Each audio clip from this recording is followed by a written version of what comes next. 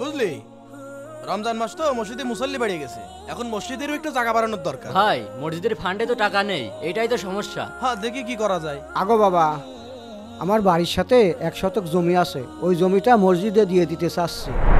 কি বলেন? আপনার তো বাপদাদার কোনো সম্পত্তি ছিল না, কি দান করবেন? বাপদাদার সম্পত্তি না থাকতে পারে, নিজে কষ্ট করে কামাই করে ওই জমিটুক কিনছিলাম। আপনি কি শিওর ওই জমিটুক দিয়ে দেবেন? আপনি থাকবেন কোনে? আল্লাহ আমার ব্যবস্থা করে দেবে।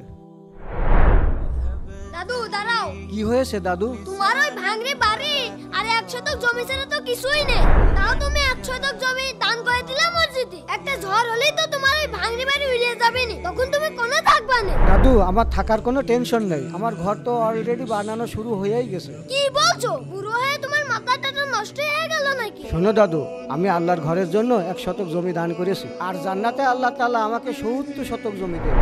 আর আমি যদি আল্লাহকে একটা ঘর বানিয়ে দিই, তাহলে জান্নাতে 70টা ঘর পাবো। আর এইটা হলো রমজান মাসের ফজিলত। আলহামদুলিল্লাহ। প্রিয় দর্শক, জান্নাতে কে কে ঘর চাও কমেন্টে অবশ্যই জানাবে।